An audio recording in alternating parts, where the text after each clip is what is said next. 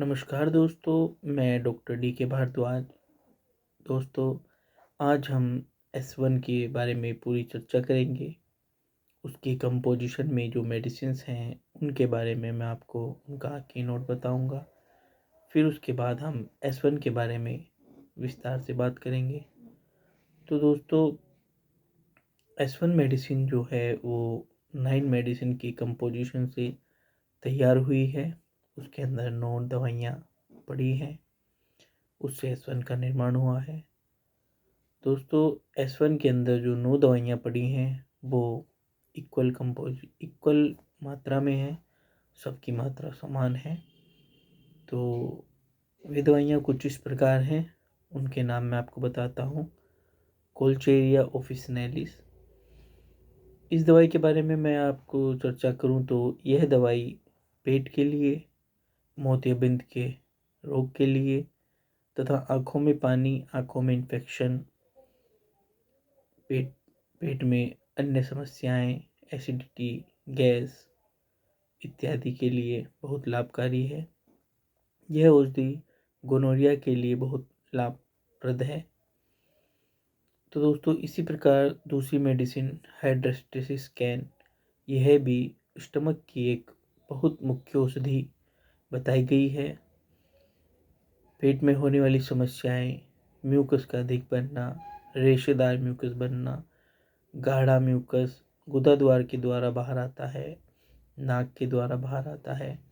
हाइड्रोस्टेसिस yellow mucus होता है इसका, और ये जीआईटी के लिए बहुत अच्छी दवा है। इससे अगली दवा की चर्चा करें तो कैमोमिला। कैमोमिला भी एक बहुत मुख्य औषध है जो बच्चों के लिए विशेष रूप से जानी जाती है।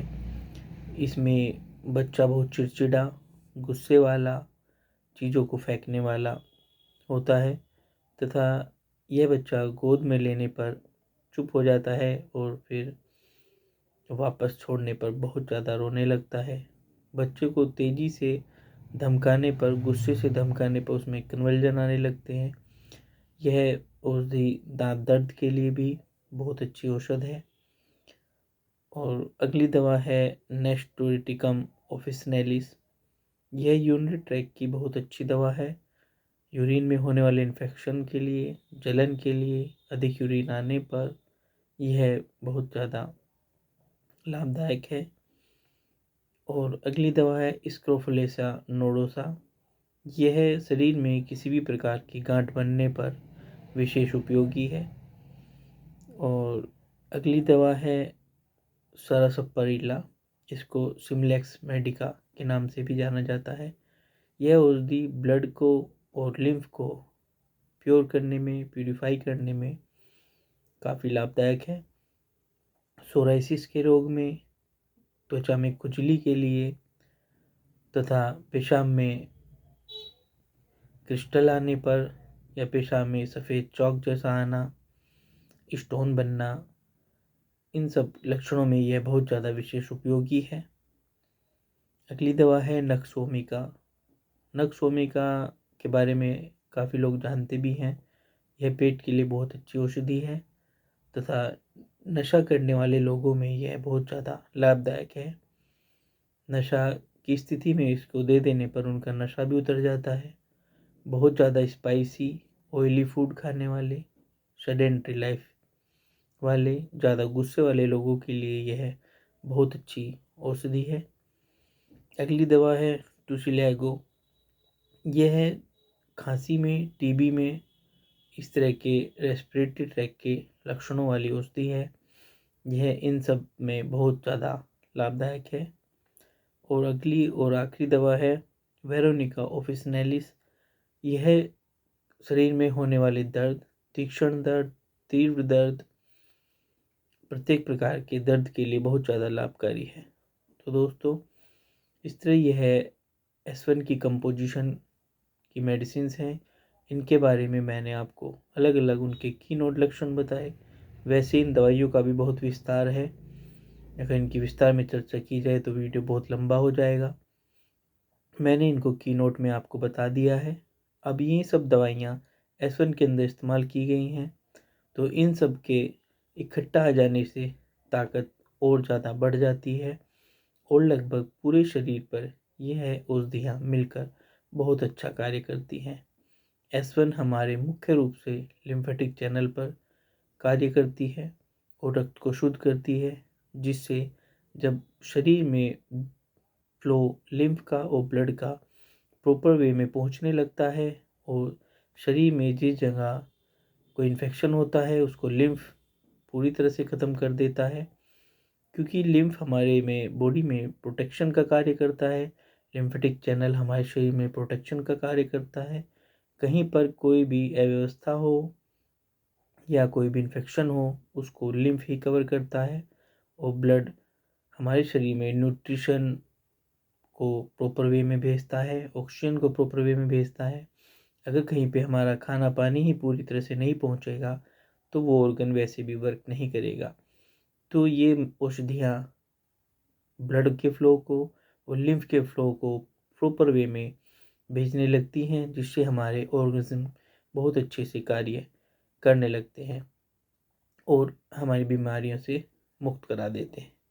तो S1 जो है उसको यूनिवर्सल रेमेडी बताया गया है, क्योंकि इलेक्ट्रोहोम्योपैथिक के अंदर अधिकतर आपने देखा होगा लगभग 90% केस तो S1 से ही क्योर हो जाते हैं। क्योंकि अधिकतर देखा गया है रोग मुख्यतः पेट से ही उत्पन्न होते हैं और पेट के लिए यह बहुत अच्छी औषधि है, इसलिए यह अधिकतर रोगों में कारगर है। तो दोस्तों, जैसा कि हम S1 के बारे में चर्चा कर रहे हैं, तो जो लोग एलोपैथिक ट्रीटमेंट करा करा कर थक चुके होते हैं या बहुत ज़्यादा एलोपैथिक ट्रीटमेंट करा चुके होते हैं और जब वो पहली बार इलेक्ट्रोहोम्योपैथिक चिकित्सक के पास आते हैं तो कुछ इफ़ेक्ट्स तो उनके ऊपर एलोपैथिक दवाइयों के ही होते हैं, जिनको ख़त्म करने के लिए और पेशेंट की एक्चुअल पिक्चर को देखने के लिए हमारे लिए ज़रूरी है कि उसके ऊपर एलोपैथिक औषधियों का जो भी प्रभाव है उसको सर्वप्रथम ख़त्म किया जाए।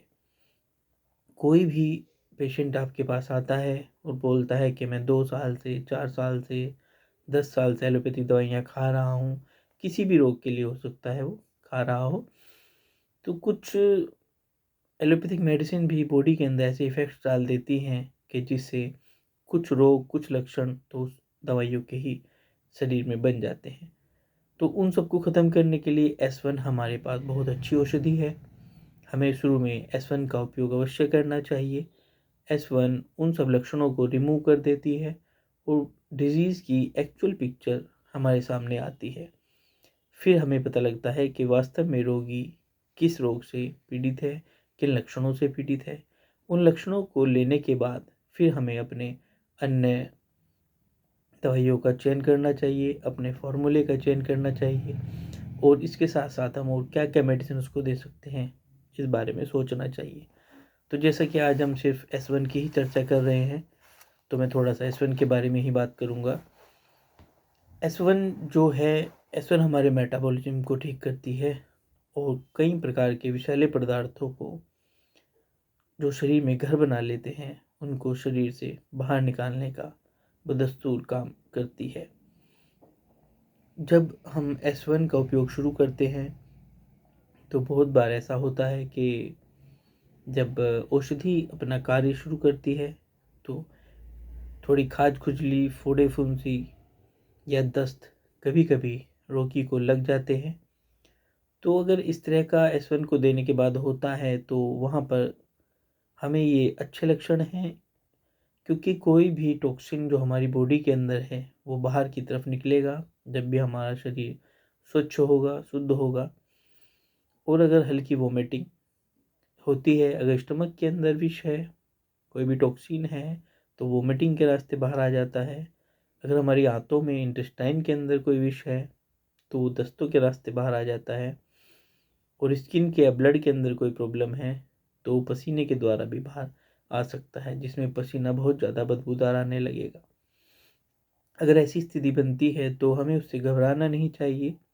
हमें समझना चाहिए कि हमारी औषधि बिल्कुल सही कार्य कर रही है और उसको कंटिन्यू रखना चाहिए और आगे लक्षणों के आधार पर औषधि का चयन करना चाहिए। हाँ, अगर S1 को देने से किसी रोगी को चक्कर आते हैं तो हमें उस जगह पर H2 का प्रयोग करना चाहिए। इस तरह से हमें S1 का उपयोग करना उचित रहेगा। अब इस तरह से हम आगे चर्चा करेंगे।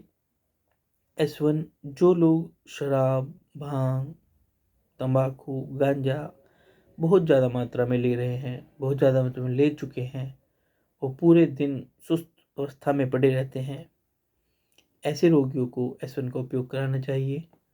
वे रोगी S1 का उपयोग करने के बाद अपनी वास्तविक लाइफ में दोबारा वापस आ जाएंगे और इस तरह के नशे से मुक्ति पा लेंगे। इस तरह के रोगियों को बहुत ज़्यादा सपोर्ट की आवश्यकता होती है, क्योंकि कोई भी नशा वो एकदम नहीं छोड़ पाएंगे। दवा के साथ साथ उसको घरेलू व्यवहार, घर वालों का सपोर्ट की बहुत आवश्यकता होती है। तो S1 के साथ साथ अगर हम उनको सपोर्ट दें, मोरल सपोर्ट दें, तो वो उनके लिए बहुत लाभदायक होती है। और देखा गया है कि S1 नशा किए व्यक्ति को देने पर तुरंत उसका नशा उतार देती है, लेकिन वह आगे भी इस नशे को ना करे, उसके लिए मोरल सपोर्ट का होना बहुत आवश्यक है। तो हमें इस पर विशेष ध्यान देना चाहिए। बाकी यह नशे के लिए बहुत अच्छी औषधि है। इसका लगातार काफ़ी टाइम तक सेवन कराने पर धीरे धीरे रोगी नशे को छोड़ देता है। यह औषधि सिर दर्द में बहुत ज़्यादा लाभदायक है। सिर में दर्द ऐसा होता है जैसे मानो माथे की हड्डी टूट गई हो। यह आँखों में पानी आने पर, प्रदाह होने पर, सूजन आने पर, आँखों से बहुत ज़्यादा पानी चलने पर यह लाभदायक है। मोतियाबिंद हो जाने पर यह बहुत लाभदायक है। आँख में लगी चोट को ठीक करने के लिए लाभदायक है।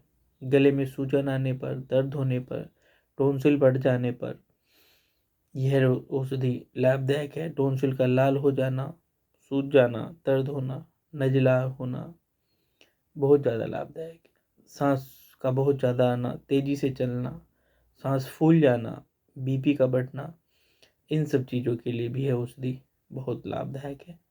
हमें इसको नियमित इस्तेमाल करना चाहिए तथा इनकी सहायक औषधियों को भी हमें साथ में हम लगा सकते हैं।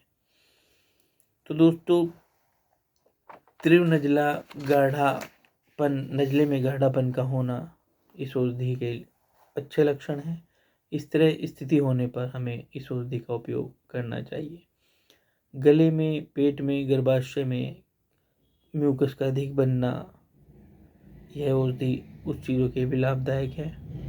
वृद्ध अवस्था में यह औषधि बहुत ज़्यादा कारगर है। वृद्ध अवस्था की कमजोरी, पाचन क्षमता का कमज़ोर होना, डाइजेशन ना होना या खाना प्रॉपर वे में न पच पाना वृद्ध अवस्था में या युवा अवस्था में भी, लेकिन वृद्ध अवस्था में जनरली सभी ऑर्गन शिथिल होने लगते हैं, तो ये उस स्थिति में बुजुर्ग लोगों के लिए बहुत अच्छा कार्य करती है। थकान होने पर, धातु का विकार होने पर, धातु की कमी होने पर, पाचन कमजोर, कब्ज की स्थिति, दुबले कमजोर व्यक्तियों के लिए ये बहुत अच्छी लाभदायक औषधि है। चेचक हो जाने पर, चेचक के लिए विशेष औषधि है। मांसपेशियों के दर्द में, कानों में घूं घूं की आवाज़ का आना, ये सब उसके लिए बहुत लाभदायक है। वहाँ पर हम S1 का उपयोग कर सकते हैं। अच्छा, एक बात मैं आपको और बताऊं, S1 को हम फ्रिक्वेंटली भी रिपीट कर सकते हैं। अगर कोई एक्यूट कंडीशन है, एक्यूट GIT प्रॉब्लम है या कोई भी केस हमारा एक्यूट स्थिति में है, तो हम उसका रिपीटेशन थोड़ा सा बढ़ा सकते हैं। उसमें वह बहुत लाभकारी असर डालेगी। लेकिन ये हमारे डायग्नोज के ऊपर ही डिपेंड करेगा कि किस स्थिति में हम उसका रिपीटेशन बढ़ाएं और किस स्थिति में नहीं। एक्यूट स्थिति में हम ऐसा कर सकते हैं। उसके लिए ऑब्जर्वेशन का होना बहुत ज़रूरी है। ये सब प्रैक्टिस के साथ साथ ही जान पाएंगे। तो आप अपनी प्रैक्टिस में सीखते रहें और करते रहें। S1 में आगे हम चर्चा करेंगे। S1 के मैं आपको थोड़ा बहुत थेरेपेटिक बताता हूँ, ये और किन किन स्थितियों में बहुत अच्छा कार्य करती है। जैसे कानों में घूं घूं की आवाज़ का आना, कान से किसी भी तरह का स्राव हो जाना, कोई लिक्विड आना, गाढ़ापन के साथ लिक्विड आ सकता है। जैसे कि हम हाइड्रोस्टेसिस की बात कर रहे थे, उसका लिक्विड बहुत ज़्यादा गाढ़ा होता है। हाइड्रोस्टेसिस मेडिसिन इसके अंदर है तो उसमें एक्शन बहुत अच्छा करेगी। पीले और गाढ़े रंग का अगर स्राव कान से आता है तो वो बहुत ज़्यादा लाभदायक है। बहरापन हो जाना, नाक की त्वचा का छिलना, नाक की हड्डी का गलना, नाक में बहुत ज़्यादा म्यूकस आना, जीभ का सूजना, थुलथुलापन होना, दांतों का निशान जीभ पर पड़ना, मुंह में सड़ना, दांतों का सड़ना, रेक्टम का बाहर आना या वजाइना का बाहर आना, बवासीर की स्थिति हो जाना, खूनी बवासीर हो जाना, बवासीर के मस्से बाहर की तरफ निकल आते हैं, खून आने लगता है, उसमें बहुत ज़्यादा लाभदायक है, कार्य करती है। दर्द के साथ होता है, बैठा नहीं जाता, इन सब चीज़ों के लिए S1 बहुत अच्छा कार्य करती है। मरीज की स्थिति को देख के हम S1 का सिलेक्शन कर सकते हैं। जो बहुत ज़्यादा लिम्फ वाले व्यक्ति होते हैं, थुलथुले होते हैं, उनके लिए यह बहुत ज़्यादा लाभदायक औषधि है। योनि में खुजली का होना, मैथुन इच्छा अधिक होना, स्तनों में गांठ पड़ना, निप्पल में गांठ पड़ना, बच्चेदानी में गांठ होना, शरीर की त्वचा में लाइपोमा जैसी स्थिति का बनना, इन सब चीज़ों के लिए S1 बहुत अच्छा कार्य करती है। बच्चों में अधिक चिड़चिड़ापन, गुस्सा आना, पेट में कीड़े होना, कब्ज होना, ज़्यादा तेज धमका देने पर उनको कन्वल्जन आ जाना, ऐंठन आ जाना, चिड़चिड़ापन हो जाता है, गुस्सा आता है, जो चीज़ चाहिए उनको चाहिए ही, उसको वो बिना लिए अपनी जगह से नहीं हिलते, इस तरह के जिद्दी बच्चों के लिए बहुत ज़्यादा लाभदायक है। बच्चों में फीवर का आ जाना, फीवर के समय एक गाल का लाल, एक का पीलेपन पे होना मुख्य लक्षण है। इस तरह के लक्षणों के साथ S1 बहुत अच्छा कार्य करती है। दस्त हो जाना, हरे रंग के दस्त होना, यह S1 बहुत अच्छा कार्य करेगी बच्चों में हरे रंग के दस्त होने पर। नवजात शिशु की आंखों में लाल रंग का लाल हो जाना, पानी आना, यह बहुत अच्छा कार्य करती है। बच्चों में चिड़चिड़ापन, वोमिटिंग हो जाना, ये सब बच्चों के लक्षणों में बहुत अच्छा कार्य करती है। आगे चर्चा करेंगे प्रसव वेदना होना। डिलीवरी के टाइम पे जब प्रसव वेदना होती है, बहुत बार समय नहीं होता डिलीवरी का, लेकिन प्रसव वेदना होने लगती है तो उसे फॉल्स पेन बोलते हैं। ऐसी स्थिति में देने पर फॉल्स पेन अगर होते हैं तो वो चले जाते हैं। तो प्रसव वेदना का झूठी प्रसव वेदना होना इस स्थिति में बहुत अच्छा कार्य करती है। बच्चे को स्तनपान कराते समय पीठ में दर्द होना, दूध का कम बनना, उचित मात्रा में ना बनना, या पौष्टिक ना होना दूध का, यह गर्भ के बाद, डिलीवरी के बाद माता को देने से दूध की क्वालिटी बहुत अच्छी बना देती है, जो बच्चे के पोषण के लिए बहुत ज़्यादा लाभकारी है। माता की पीठ में दर्द होना, दूध पिलाते समय पीठ में अगर दर्द होता है तो ये बहुत अच्छी औषधि है, बहुत अच्छा काम करती है। पैरों में दर्द होना, मांसपेशियों में दर्द होना, गले में दर्द होना, टीबी जैसे रोगों के लिए यह बहुत लाभदायक है। चर्म रोग, सोराइसिस का होना, खुजली होना, सूखी खुजली होना, इस तरह के रोगों में यह बहुत ज़्यादा लाभदायक है। ट्यूमर होना, गांठें बनना, लिम्फ ग्रंथियों का सूजना, इस तरह के रोगों में लाभदायक है।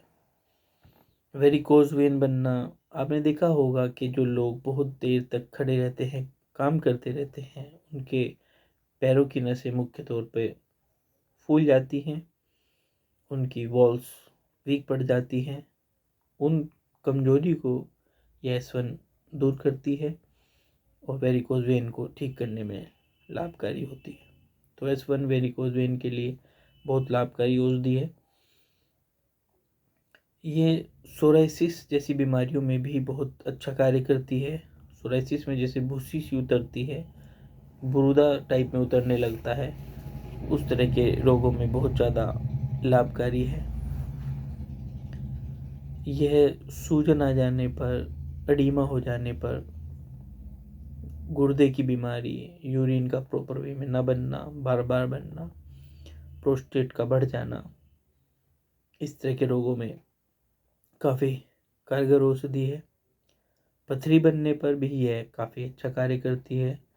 मूत्र में रेत के कण जैसे आना, इस तरह के लक्षण में इसको इस्तेमाल करना चाहिए।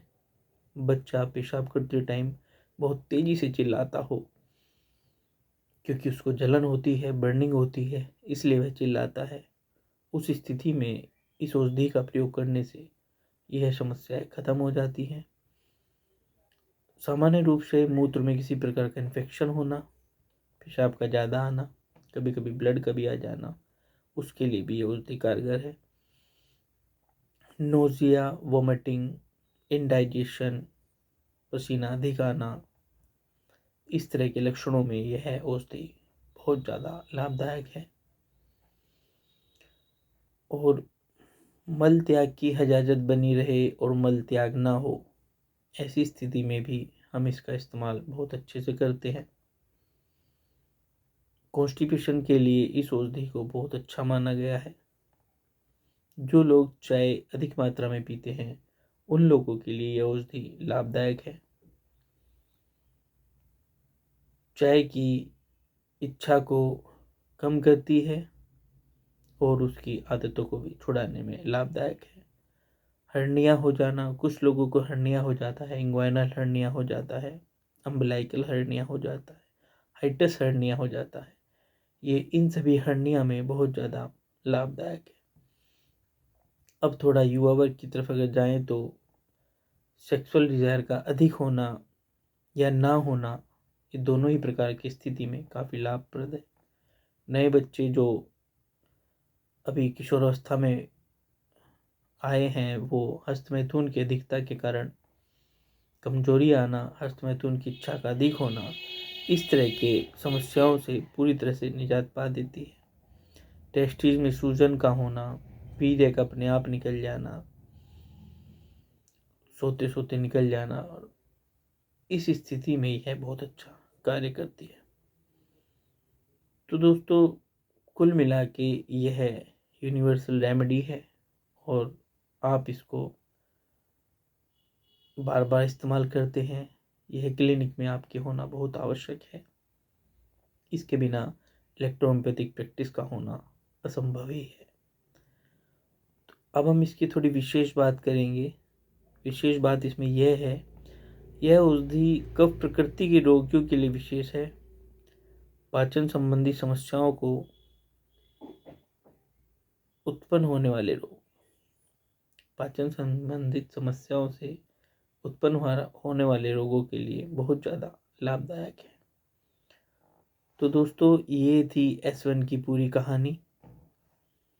और प्रैक्टिस के दौरान हम इन सभी लक्षणों को पेशेंट में देखते हैं, समझते हैं, और उसके बाद हम अपना प्रिपरेशन करते हैं उसको मेडिसिन देने के लिए।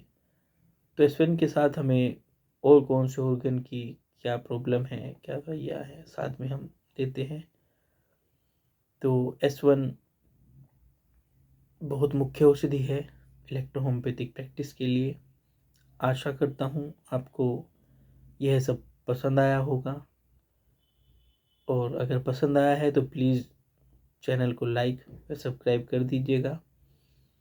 अगली वीडियो जल्दी लेकर आएंगे, जिसमें हम H2 पर चर्चा करेंगे और उसकी कंपोजिशन पे चर्चा करेंगे। धन्यवाद। नमस्कार।